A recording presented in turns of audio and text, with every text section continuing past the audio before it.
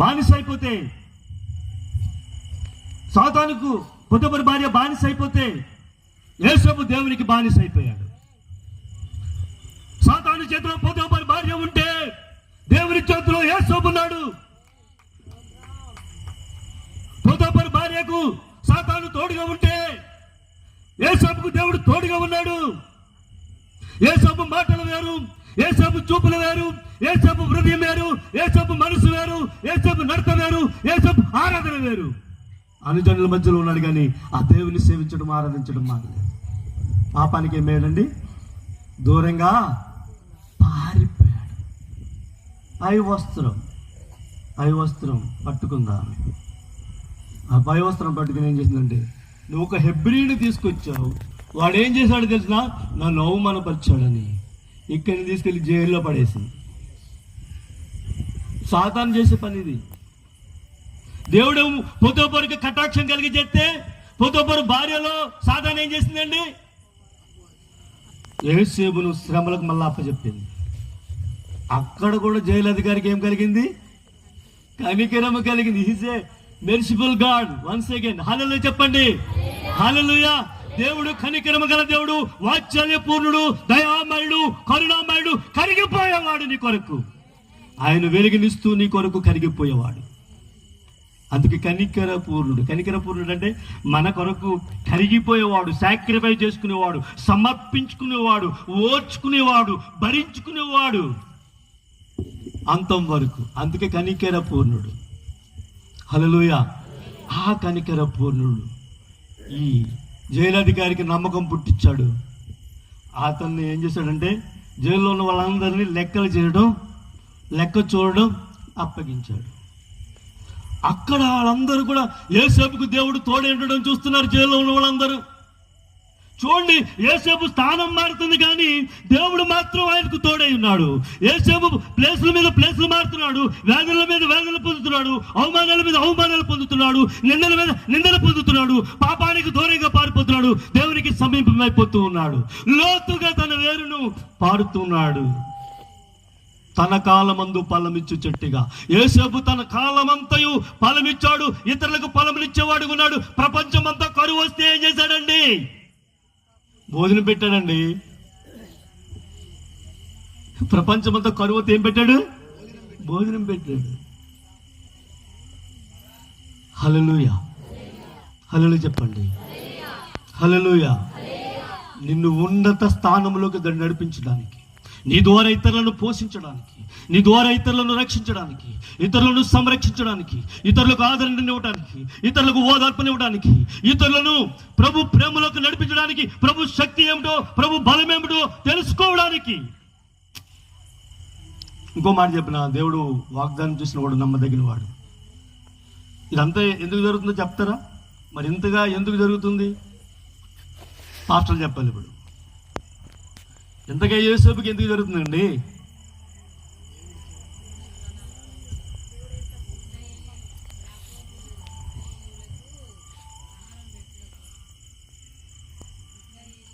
చెప్తారు. Yes, it is a God plan and promise. Who is the promise? Abraham ఆదికాండం 15వ అధ్యాయంలో ఉంటుంది. నీది కాని సంతానం ఎక్కడికి వెళ్తుందండి? నీ సంతానం నీది కాని దేశంలో బానిసలుగా అమ్మబడతారు. అక్కడ 400 సంవత్సరాలు ఉంటారు. అది దేవుని యొక్క వాగ్దానం అబ్రహాంకి. అబ్రహాం ఏం చేశాడో తెలుసా? అసలు నేను అక్కడి నుంచి రావాలి, టైం ఎక్కువైపోతుందని నేను అక్కడి నుంచి రాలేదు. క్లుప్తంగా చెప్తా. ఆదాము నుండి నోవాహు నుండి అబ్రహాము నుండి నోవాహు నుండి షేము నుండి అబ్రహాము నుండి ఇషాకు నుండి యాకోబు నుండి 12 మంది కుమారులు. ఈ 12 మందిలో యోసేపును దేవుడు ఏర్పరచుకున్నాడు. ఎందుకో తెలుసా? అబ్రహాముకి ఇచ్చినటువంటి వాగ్దానాన్ని ఆయన నెరవేర్చడానికి. అదన్నమాట. అర్థమైందా? మాట ఇచ్చిన వాడు నమ్మదగిన వాడు, వాగ్దానం చేసిన వాడు నెరవేర్చేవాడు. నువ్వు ఎప్పుడైతే దేవుని దగ్గరకు వచ్చావో అప్పుడు ఒక వాగ్దానం పొందుకునే వస్తావు. నీ హృదయాన్ని ఏదో ఒక వాగ్దానం సంధించే నీకు దేవుడు ఏదో ఒకటి ప్రామిస్ చేసి నీ దేవుళ్ళకి రప్పించాడు. అది నువ్వు గుర్తు చేసుకున్నట్లయితే ఆ ప్రకారంగా నీ జీవితం వర్ధిల్లుతుంది. హల్లెలూయా చెప్పండి. హల్లెలూయా. అబ్రహాముకి ఇచ్చిన ఆ వాగ్దాన ప్రకారంగా, అబ్రహాంకి ఇచ్చినటువంటి ప్రామిస్ ప్రకారంగా యోసేపును దేవుడు ఏర్పరచుకుని ఏం చేశాడంటే ఐగుప్తుకి నడిపించేశాడు. ఐగుప్తులో ఎన్నో శ్రమలు పడుతున్నాడు. నేను ముగిచ్చేస్తాను. దగ్గరికి వచ్చింది మెసేజ్, దగ్గరికి వచ్చింది. హల్లెలూయా. చూడండి,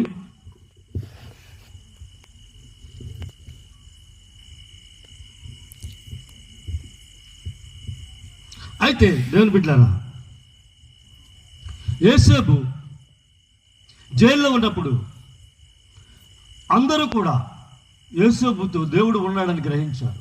అతడు కలల భావం చెప్పగలిగేటువంటి సామర్థ్యం గలవాడు. అప్పుడు ఒక పానదాయకుడు, ఒక భక్ష్యకారుడు కలగన్నారు. ఆ కళ భావం చెప్పాడు, అది నెరవేరింది. కొన్ని రోజుల తర్వాత రాజుకు కళ వచ్చింది. రాజు కళ భావం ఎవరు చెప్పలేకపోతూ ఉన్నారు. ఆ కళ కూడా గుర్తులేదు. అదంతా చెప్పాలి పెద్ద స్టోరీ.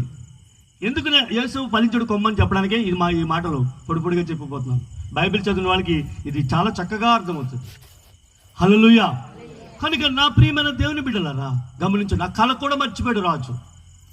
అయితే పానదాయకుడు ఏమన్నాడంటే, పానం అంటే రాజుకి ఈ పానీయము అంటే నీళ్లు కానీ ద్రాక్షరసం కానీ అందించేటువంటి పాత్రను అందించేటువంటి పానదాయకుడు, అయ్యా ఒక హెబ్రీయుడు ఉన్నాడు, ఆయన జైల్లో ఉన్నాడు, ఆయన కళ భావములు చెప్పగలవాడు, ఆయన చెప్పినట్టు నాకు జరిగింది, మీరు నన్ను జైల్లో పడేశారు, అప్పాల వండి అట్టుకొచ్చేవాడిని, భోజనం సిద్ధపరిచే తీసుకొచ్చేవాడిని, పానం అందించేవాడు, నన్ను కూడా మీరు జైల్లో పడేశారు, ఒక రోజున ఆయన ఏమో గురి తీశారు, నాకేమో మళ్ళీ నా పదవి ఇచ్చారు, అది ముందే ఆయన చెప్పాడు మాకు వచ్చిన కళను బట్టి, ఇప్పుడు మీ కళ కూడా ఆయన చెప్పగలడు, తీర్చగలడంటే రాజు వెంటనే వాడు ఎక్కడున్నాడు తీసుకురండి అంటే టకటక వచ్చారు భటులు, ఆయన తీసుకువెళ్ళారు. వెంటనే ఆయనకున్న వస్త్రాలన్నీ తీశారు, పట్టు నార వస్త్రాలు ధరింపచేశారు. రాజు దగ్గర నిలబడాలంటే సామాన్యులుగా నిలబడడానికి వీలేదు. మన ఇంటికి రాజు వచ్చాడంటే మన ఇల్లు ఏమవుతుంది? మీ ఇంటికి ఈ గ్రామానికి ఎమ్మెల్యే వస్తే ఏం చేస్తారండి? మున్సిపాలిటీ వాళ్ళు వస్తారు 2 రోజుల ముందు, శుభ్రంగా దుడుతారు, ముగ్గేస్తారు, ఎక్కడ ఏమైనా ఉంటే రిపేర్ చేస్తారు కదా. ఒక ఎమ్మెల్యే వస్తే, మరి రాజు వస్తే, ఒక పేదవాడి ఇంటికి రాజు వస్తున్నాడు అనుకోండి, ఏం చేస్తారు కదా, ముందు రాజు వచ్చేటట్లు ఆ ఇల్లుని బిల్డింగ్ కట్టేస్తారు, టక టక టక టక టక. హల్లెలూయా. రాజు కూర్చోవడానికి కుర్చీలు వేసేస్తారు. అదనమాట బీదవాడి స్థితి అలా మారిపోతుంది రాజులు మనం దర్శిస్తే. ఇప్పుడు రాజు దగ్గరికి ఎవరు వెళ్తున్నారు? యోసేపు వెళ్తున్నాడు. యోసేపు వెళ్ళి నిలబడిన ఆ సమయంలో అతను పట్టు వస్త్రాలు ధరించుకుని నిలబడ్డాడు. ప్రజలందరూ, ప్రపంచమంతా ఆ రోజు ఐగుప్తు దేశానికి సమీపంగా ఉన్నది. ప్రజలందరి మధ్యలో యోసేపు రాజు చెంతని ఇలా నిలబడ్డాడు. హల్లెలూయా. రాజా మీ కళ చెప్పండి అంటే, కళ నాకు తెలియదు, కళ నువ్వే చెప్పాలి, భావం నువ్వే చెప్పాలంటే ఆయన ప్రార్థన చేసి వెంటనే కళ భావముని చెప్పాడు. హల్లెలూయా. 7 సంవత్సరాలు కరువు రాబోతుంది రాజా. దానికి ముందు 7 సంవత్సరాలు పుష్కలమైన పంట పండుతుంది. ఇప్పుడు వచ్చే 7 సంవత్సరాలు కూడా పుష్కలమైన పంట పండుతుంది. ఆ పంటనంతా మనం భద్రం చేసుకుని ఆ తర్వాత వచ్చే 7 సంవత్సరాలు వాటిని మనం వాడుకోవాలని చెప్పినప్పుడు రాజుకి ఎంతో చక్కని సంతోషం వచ్చేసింది. చప్పట్లు కొట్టండి అందరూ. వెంటనే రాజు ఏం చేశాడంటే, ఆహా ఇతడు కాక ఎవరండి? మొట్టమొదట ఎవరు చూశారు? ఒక గృహస్థుడు చూశాడు, ఈయనకి దేవుడు తోడన్నాడు. రెండని ఎవరు చూశారు? చెరసాలలో బాధల్లో ఉన్నవారు చూశారు, దేవుడు వీరికి తోడన్నాడని. ఇప్పుడు ఎవరు చూస్తున్నారు? ప్రపంచమంతా చూస్తుంది, రాజు చూస్తున్నాడు, దేవుడు ఈయనకు తోడై ఉన్నాడని. హల్లెలూయా చెప్పండి. మిమ్మల్ని బట్టి దేవుడు మహిమపరచబడాలి, దేవుడు మీకు తోడై ఉన్నాడని, మీ విజయాలను బట్టి, మీ మాటలను బట్టి, మీ క్రియలను బట్టి, మీ ప్రార్థన బట్టి, మన యొక్క ఆధ్యాత్మికమైన జీవితాన్ని బట్టి ప్రజలు హల్లెలూయా హల్లెలూయా ప్రజలు తెలుసుకోవాలి. అది దేవుని ప్రణాళిక. అదే ఫలమంటే అదే. హల్లెలూయా చెప్తారా? హల్లెలూయా హల్లెలూయా. ఫలించడం అంటే అదే. నువ్వు నీ ఇంట ఫలించాలి. రచ్చ ఫలించాలి. తర్వాత బయట ప్రపంచమంతా ఫలించాలి. ఎస్టాబ్లిష్. ప్రభు ఏమన్నాడు? ఫలించి అభివృద్ధి చెంది విస్తరించి భూమిని నిండించి. అంటే యేషోబు ఏం చేస్తున్నాడు? తన ఇంట, బయట, తర్వాత సమాజ సంఘంలో, తర్వాత ప్రపంచంలో. హల్లెలూయా, హల్లెలూయా. దేవుని ప్రణాళిక. నా ప్రియమైన సహోదరి సహోదరుడా, నీ చదువులో, నీ ఉద్యోగంలో, నీ వ్యాపారంలో, నీ వ్యవసాయంలో, నీ కుటుంబంలో దేవుడు ఫలాన్ని ఇవ్వాలనుకుంటున్నాడు. ఎంతమంది ఈ రాత్రి ఫలాన్ని కోరుకోవాలని చూస్తున్నారు? ఎంతమంది ఈ రాత్రి ఫలం కావాలని కోరుకుంటున్నారు? నేను ముగిస్తున్నా, ఇంకొక 5 నిమిషాల్లో ముగిస్తున్నా. నా ఇంక చూడకండి దయచేసి, నన్ను భయపెట్టకండి. మీరు నా ఇంక చూసి అటు ఇటు తిరిగితే ఆత్మదేవుడు హర్షించాడు. చూడండి, యేసేపు జీవితం మారిపోయింది. ఇప్పుడు యేసేపు రాజు అయిపోయాడు. యేసేపుకు హారం వేశారు. యేసేపు మొత్తం ఐగుప్తు దేశం అంతటి మీద అధికారి అయిపోయాడు. ప్రైజ్లార్డ్, హల్లెలూయా. ఈ 7 సంవత్సరాలు పండేటువంటి పంటను ఏం చేశాడో తెలుసా? అప్పుడే కట్టాడు. ఫుడ్ గుడామ్స్ అప్పుడే కట్టాడు. ఇప్పుడు మన ఏనుమాముల మార్కెట్ అని ఏంటండి? ఏ సీజన్లో వచ్చిన ఆ సీజన్లో ఫలాలు కానీ, అపరాలు కానీ, పంటలన్నిటిని కూడా ఏం చేస్తారు? గోదాములు వేస్తారు. అప్పుడే వచ్చిందనమాట. యేసేపు ఆ సిస్టమ్ ఎవరు తీసుకొచ్చారంటే యేసేపు తీసుకొచ్చిన సిస్టమ్. హల్లెలూయా, హల్లెలూయా. అది పరాయి దేశాలకి ఎగుమతి చేసే సిస్టమ్ ఆయనే తీసుకొచ్చాడు. ఎంత గొప్ప సిస్టమ్ తీసుకొచ్చాడు తెలుసుకున్నాం. ఒక యవనస్తుడు దేవుని బిడ్డల ప్రపంచం అంతా కరువు వచ్చేసింది 7 సంవత్సరాల తర్వాత. ఈ 7 సంవత్సరాలు పండిన పంటను గుడాలను తీసి వేస్తాడు, గుడాలను దాచాడు. కరువులో ఉన్న వారికి, ఆకలితో ఉన్న వారికి వస్తున్నప్పుడల్లా వారి భూములను తీసుకుని, వారి డబ్బులు తీసుకుని, వారి బంగారం తీసుకుని, వారి దగ్గర ఉన్నటువంటి వెండిని తీసుకుని ఈ ఆహారాన్ని ఇచ్చేవాడు. హల్లెలూయా. అలాంటి సమయంలో ఎవరు వచ్చారో తెలుసా? నువ్వు నేనైతే ఏం చేస్తాను తెలుసా? దొరికాడు రా, రివాంజ్ తీర్చుకుంటారు. ఇప్పుడు చూడండి ఆంధ్రాలో ఏం జరుగుతుందో. మొన్నటి వరకు జగన్ ఫుట్బాల్ ఆడుకుంటే ఇప్పుడు వీళ్ళు క్రికెట్ ఆడుతున్నారు. ఎవరు తెలుగుదేశం వాళ్ళు క్రికెట్ ఆడుతున్నారు. హల్లెలూయా. అని దేవుని బిడ్డలారా గమనించండి. రివాంజ్ తీర్చుకోవడం ఈ లోకంలో సహజం. ఈ లోకంలో మంచి లేదమ్మా. ఈ లోకంలో న్యాయం లేదమ్మా. ఈ లోకంలో నీతి లేదమ్మా. ఈ లోకంలో ప్రేమ లేదయ్యా. ఈ లోకంలో సత్యం లేదు.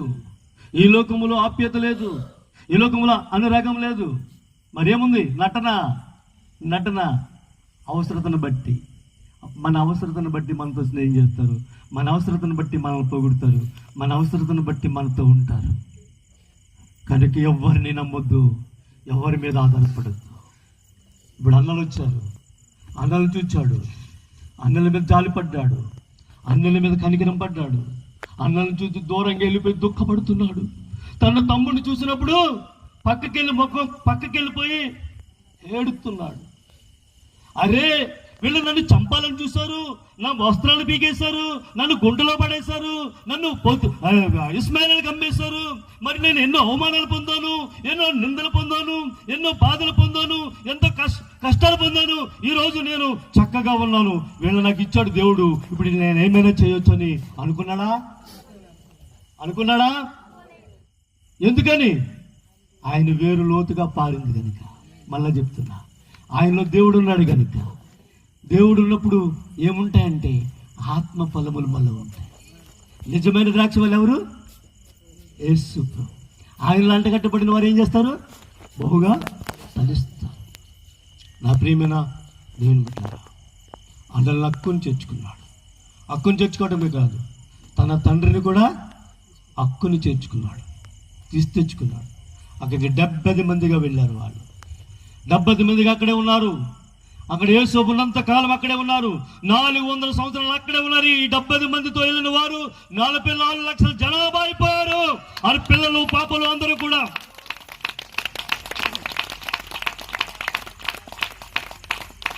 అయితే దేవుడు 4 సంవత్సరాల తర్వాత తన వాగ్దానం జ్ఞాపకం చేసుకుంటున్నాడు. మళ్ళా ఆయన ఎవరిని జ్ఞాపకం చేసుకుంటాడంటే ఐగుప్తు రాజును జ్ఞాపకం చేసుకుంటున్నాడు, హింసించడానికి. ఎప్పుడైతే మళ్ళీ హింస వస్తుందో, ప్రభువా అబ్రాహాముకు వాగ్దానం చేశావు కదా, మమ్మల్ని జ్ఞాపకం చేసుకో ప్రభువా అంటున్నా. ప్రైజ్ ది లార్డ్, హల్లెలూయా. ఈ రాత్రి నేనేం చెప్తున్నానంటే, నువ్వు ఫలించాలంటే నువ్వు వాగ్దానాన్ని ఎత్తుపట్టుకోవాలి, నీ వేరు పారాలి. ఫస్ట్ ఆఫ్ ఆల్ దేవుడు నిన్ను పిలిచిన పిలుపును నువ్వు జ్ఞాపకం చేసుకో. ఆ పిలిచినప్పుడు ఏ రీతిగా నువ్వు ఆయనలోకి వచ్చావు, ఏ రీతిగా నువ్వు విడుదల పొందావు, ఏ రీతిగా నువ్వు సమర్పించుకున్నావు, ఆయన నీతో ఏం మాట్లాడాడు అది నెరవేర్చే దేవుడు నీ దేవుడు. ఆయన నిన్ను విడువడు, ఎడబాయడు. హల్లెలూయా. కనుక యేసేపు ఏమంటాడు, ఆఖరికి ఒక మాట చెప్పేసి నేను ముగిస్తా. చూడండి,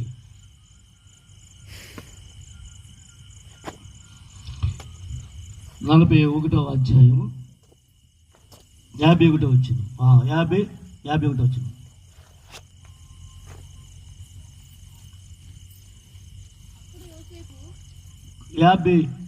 కాడి చదవరా, పై వచ్చిన కాడి చదువు. కరువు సంవత్సరములు రాకమునుపు యోసేపుకు 2 కుమారులు పుట్టిరి.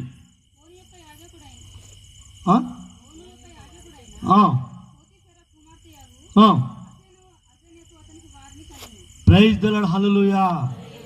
ఇప్పుడు అషెనెతు ఎవరన్నమాట? పోతీఫరు కుమార్తె, పోతీఫరు రాజు కుమార్తె. హల్లెలూయా. ఎంతమంది కుమారులు కన్నది? 2 కుమారులు కన్నది. అప్పుడు ఏమంటాడు చూడు, 51. అప్పుడు యోసేపు, దేవుడు నా సమస్త బాధను, నా తండ్రి ఇంటి వారిని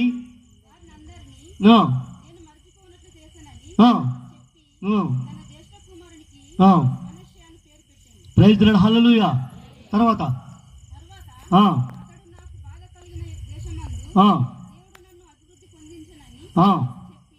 దేవుడు తరువాత అతడు నాకు బాధ కలిగిన దేశమందు దేవుడు నన్ను అభివృద్ధి పొందించినని చెప్పి 2వ మానికి ఎఫ్రాయిం అని పేరు పెట్టాను. Praise the Lord. హల్లెలూయా.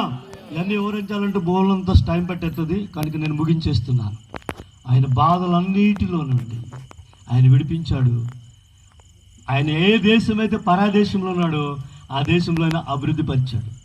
మనం అందరం ఏ దేశంలో ఉన్నా చెప్పండి ఆఖరికి. నేను కంక్లూడింగ్ వచ్చేస్తున్నాను. ఏ దేశంలో ఉన్నప్పుడు మనం రాంగ్.